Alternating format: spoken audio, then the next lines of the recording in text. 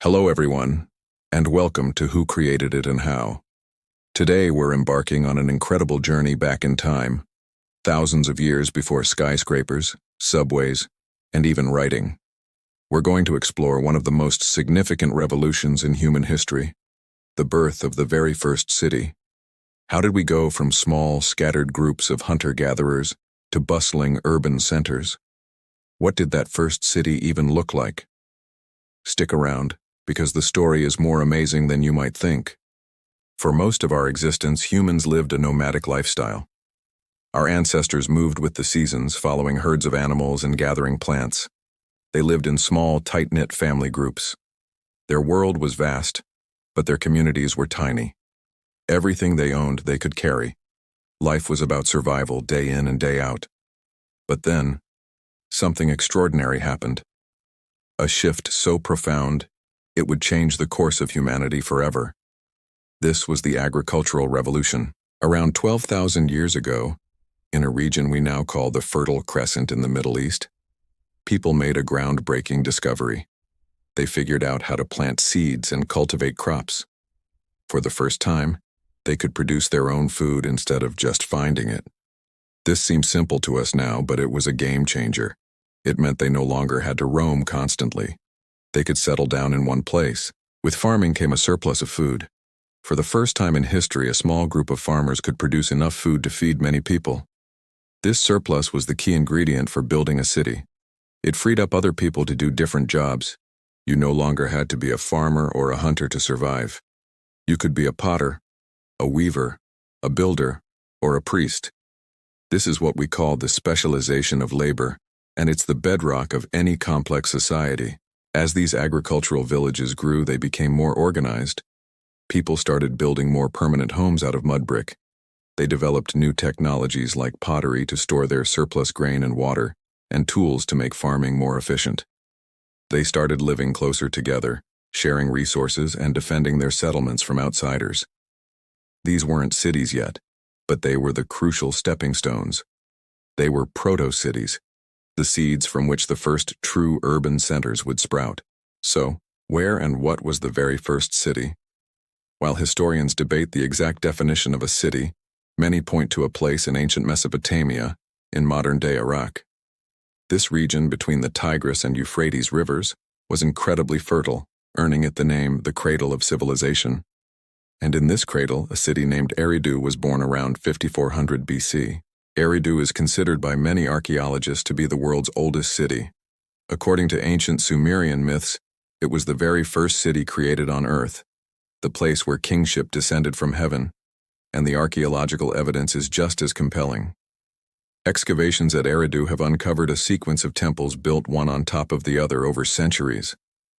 This shows continuous settlement and, more importantly, a central, organized religious institution. The temple wasn't just a place of worship. It was the economic and administrative heart of the community. It controlled the land, collected grain as taxes, and redistributed food to the people. This centralized control is a key hallmark of a city. Life in Eridu would have been a world away from the life of a hunter-gatherer. Imagine waking up not in a temporary shelter, but in a sturdy mud brick house, nestled among hundreds of other houses. The air would be filled with the sounds of people, the bleating of livestock, and the clang of a blacksmith's hammer. You would walk down narrow winding streets, past potters shaping clay and weavers making textiles.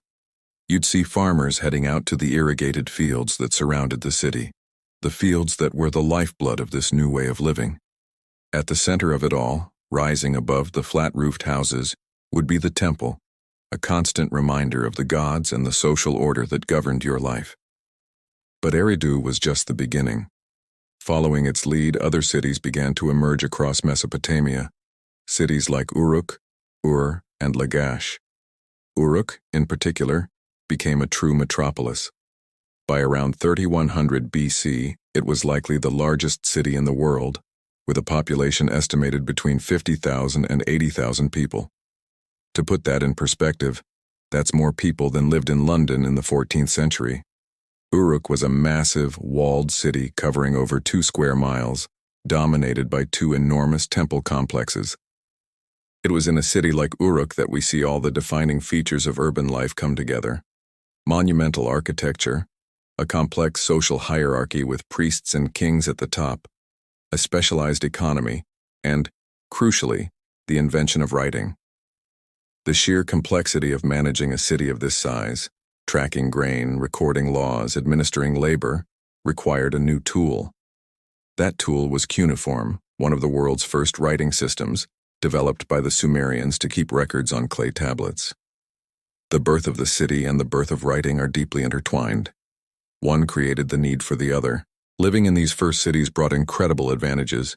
There was greater security behind massive city walls. There was more economic opportunity and a wider variety of goods and services. And there was a new sense of shared identity and culture, a sense of belonging to something larger than just your own family. It was in cities that art, science, and philosophy flourished. The concentration of so many minds in one place sparked an explosion of innovation. Of course, city life wasn't a utopia. It also created new problems.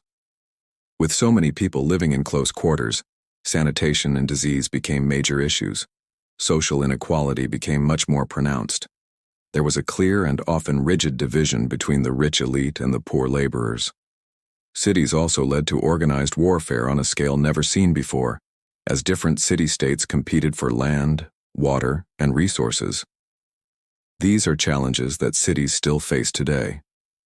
The model of the city, born in Mesopotamia, proved to be incredibly successful and resilient. It spread from the Fertile Crescent to Egypt, to the Indus Valley in modern-day Pakistan and India, and to China. Each civilization developed its own unique style of urbanism, but the fundamental principles remained the same. A dense population, a surplus of food, specialized labor, and a central authority. From the mud brick walls of Eridu to the sprawling concrete jungles of today, the city has been the engine of human progress for over 7,000 years. It's the place where we come together to trade, to create, to innovate, and to build our collective future. The next time you walk down a busy city street, take a moment to think about its ancient origins.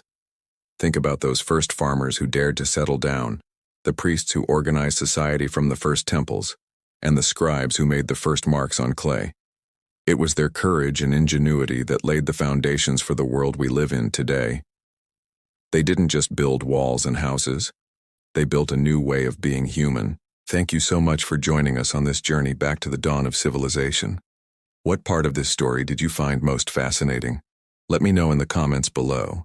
And if you enjoyed learning about how the first city was created, don't forget to like this video and subscribe to Who Created It and How for more stories about the origins of our world. We'll see you in the next one.